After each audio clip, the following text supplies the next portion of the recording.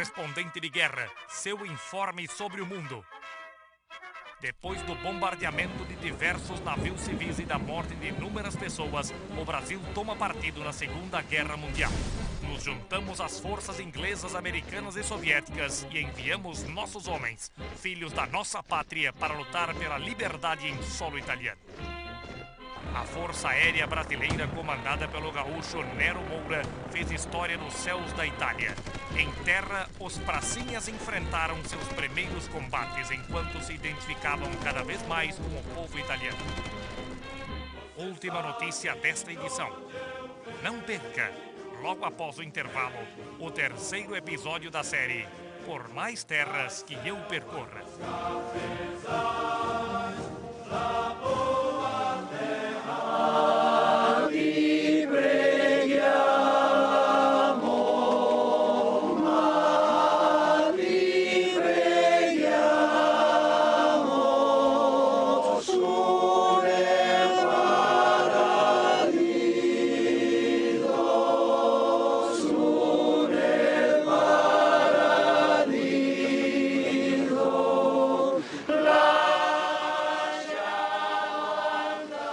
Buongiorno a tutti e benvenuti al 69esimo anniversario della conquista di Monte Castello. Diamo ora inizio alla cerimonia e procederemo con l'alzabandiera.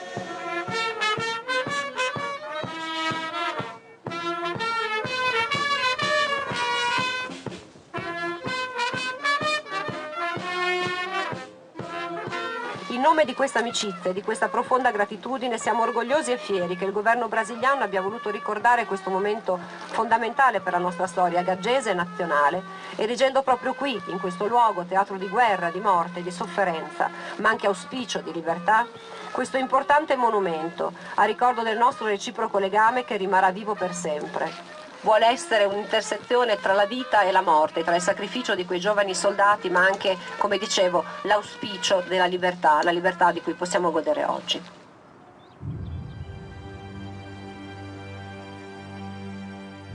A tomada de Monte Castelo é o episódio mais conhecido da participação brasileira na Segunda Guerra Mundial. Várias tentativas de conquistar essa posição tomada pelos nazistas foram feitas sem sucesso. O frio inverno europeu também cobrou um alto preço e os soldados brasileiros passaram vários meses envolvidos numa batalha feroz para conquistar aquilo que eles chamavam de a montanha. Muitas vezes si fala di Monte Castello. Monte Castello non fu vittoria, fu sacrificio. Molti pensano che il topo di Monte Castello sia a 3.000-4.000 metri. José Miró è una montagna alta, ma non altissima, è 877 metri, molto grande, è un ferro di cavallo. E in questo ferro di cavallo gli alemani avevano fatto degli abrigo, ma non in greve, non è un bunker come la Normandia. Era un bunker, un abrigo fatto di madeira, sasso, pedra, non si vedeva nada. Na época, Monte Castelo era um ponto estratégico, tinha 4 rotas. Rotas seriam 4 rodovias principais que passavam nessa região. E os alemães estavam muito bem instalados no cume do Monte Castelo. Os americanos fizeram alguns ataques aéreos, não conseguiram nada.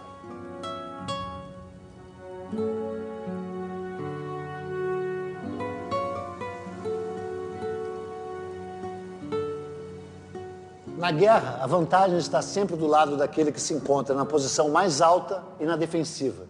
A estratégia das tropas nazistas na Itália era manter o território ocupado pelo maior tempo possível e com tenacidade, cobrando assim um alto preço das tropas aliadas que tentavam avançar rumo ao coração da Alemanha.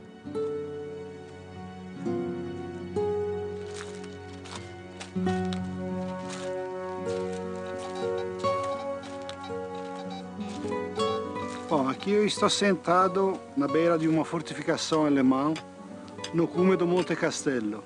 Esse era um lugar de onde os alemães atiravam nos brasileiros que estavam na localidade da Guanella, onde tem aquele monumento de 2 arcos. E justamente foi construído ali porque os alemães daqui e das postações mais abaixo atiravam com as lurdinhas sobre os soldados brasileiros. A lurdinha, para quem não tem noção do que é essa arma, é MG-42, dava 1.200 tiros por minuto. São 25 balas por segundo que saem do cano dessa arma. Ela alcança 3 quilômetros e a 3 quilômetros não é que o tiro cai, o tiro mata uma pessoa. Daqui até a Guanella, que é o local onde os brasileiros estavam abrigados, praticamente tem 1 quilômetro, nem isso em linha de ar. No manual do alpino tedesco, de Truppes da Montagna alemão, está escrito: chi tiene o topo tiene a valle. Gente treinata da 6 anni di guerra, con una visione strategica e tattica do campo di battaglia. Ma bastavano 10 Lurdigna, 10 obus da 81, mortero da 81, brasileiro con 30 kg da spalle, con fucile, non vedevo nada, tutto camuflato. Non tenevamo possibilità.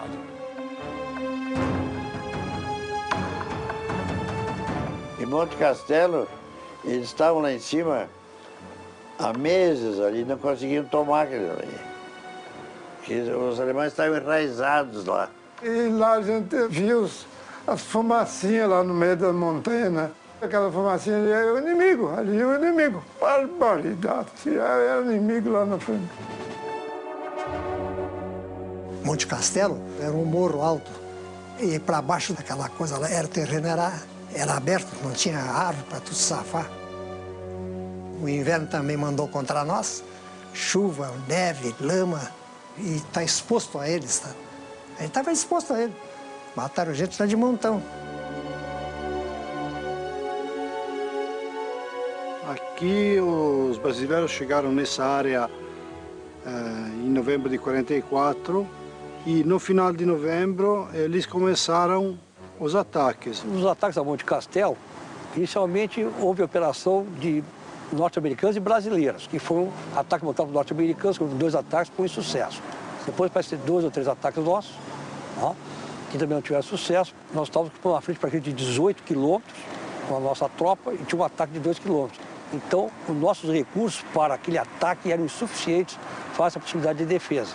Os americanos fizeram 2 tentativas, foram derrotados. Quando o Brasil foi encarregado de tentar tomar de Monte Castelo, o general Zenóbio nomeou um capitão de intendência que não conhecia nada de combate para comandar uma companhia formada por soldados que estavam em quarentena, se recuperando de doenças. Não tinha treinamento além de marchas, de caminhadas até 12 quilômetros.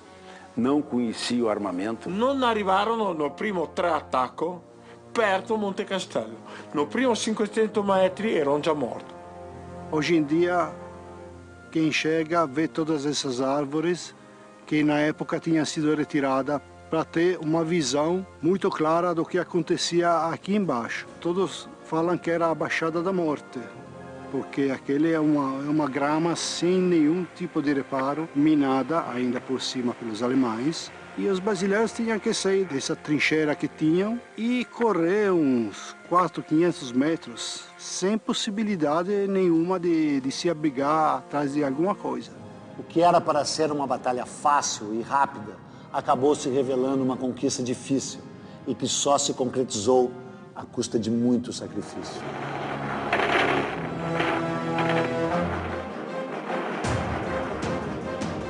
Eu fiquei sabendo que a unidade nossa desceu rolando lá assim. O cara vai subindo no terreno aberto, não é possível. Tem que ter uma tática de guerra ali.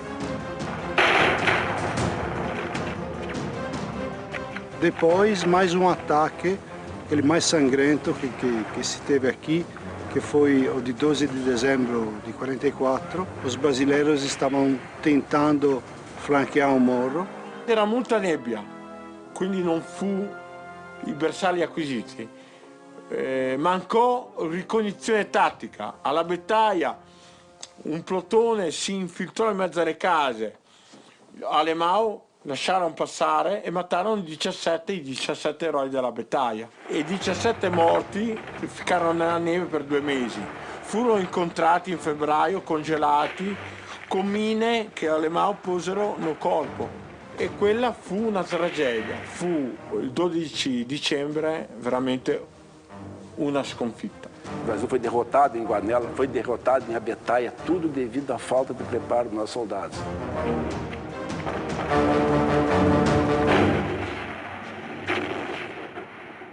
Depois de vários ataques, as coisas não estavam indo bem para a FEB.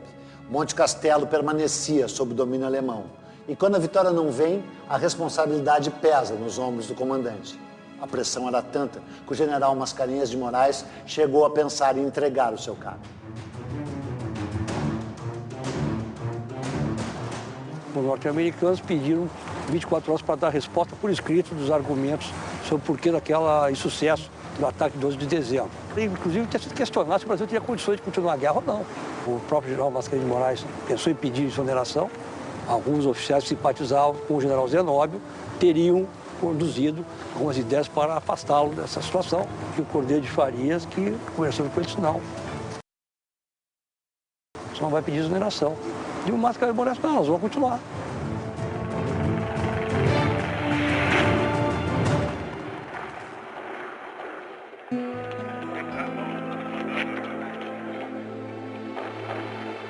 Depois do ataque 12 de dezembro, praticamente não havia mais condições de tentar um novo ataque. A lama era muito grande, a neve, o frio. Então, nesse meio tempo, entre 12 de dezembro e 21 de fevereiro, os brasileiros foram fazer muitas patrulhas, juntamente com os partisanos aqui da área, que conheciam muito bem o terreno, as trilhas. E os brasileiros, nesse meio tempo, estudaram o meio de pegar os alemães pela retaguarda. Houve essa mudança de evitar o ataque frontal. E aí foi acertado os planejamentos, inclusive com a participação do americano, da 10ª Divisão de Montanha, praticamente fazendo uma proteção do flanco do ataque brasileiro. Os americanos da 10ª, no dia anterior, tinham conquistado o Monte Belvedere, que é uma elevação aqui do lado, de que os brasileiros, subindo o morro, pegavam fogo pelo flanco. Então isso dificultava e impossibilitava, no final das contas, a tomada do Monte Castelo.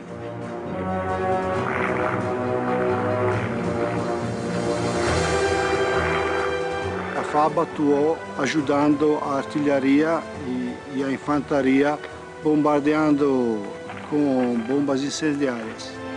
Veio uma companhia sob o comando do coronel Caiado, contornou Monte Castelo por trás. Conseguiu ultrapassar essas encostas e chegou na retaguarda dos alemães em Monte Castelo.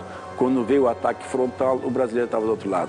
E alle 17:30, quando i primi soldati del reggimento Sampaio furono sopra il topo, incontrarono solamente qualche morto e qualche ferito. Essa foi a tomada final de Monte Castelo, né?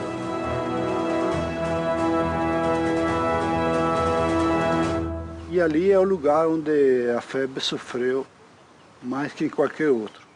Foi a prova de orgulho da Força Expedicionária Brasileira na Segunda Guerra. Monte Castelo, enfim, foi conquistado. O esforço e o sacrifício dos soldados brasileiros abriu caminho para a passagem das tropas aliadas rumo à ofensiva final de primavera. A experiência adquirida pelos pracinhas e por seus comandantes seria fundamental na hora de a FEB enfrentar o seu próximo desafio, a cidade de Montese. Quasi un centinaio di soldati brasiliani morì a Monte Castelo. Soffrirono per il freddo e per la neve a cui non erano abituati. Cadero, soprattutto, davanti all'artiglieria nemica posizionata sulla cima della collina. Ma non cadero invano. In Brasile, ancora oggi, i soldati brasiliani caduti e feriti in Italia impersonano l'eroismo, l'abnegazione e il cameratismo. Eroi perché sacrificarono le loro giovani vite per il bene della libertà e dell'uguaglianza tra gli uomini. Generosi perché affrontarono tutte le sfide possibili senza mai perdere la loro umanità. Compagni perché lottarono fianco a fianco con i partigiani italiani. E noi vogliamo dare il nostro canto a loro, a voi, il canto che è una montagna, è un samba, è il vento, è un amore lontano. E noi che viemos de otra terra y de otro mar, tenemos polvere, chumba y bala, nos queremos aguerrar.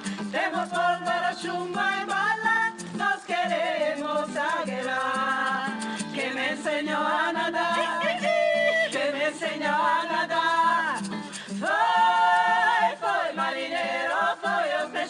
domani.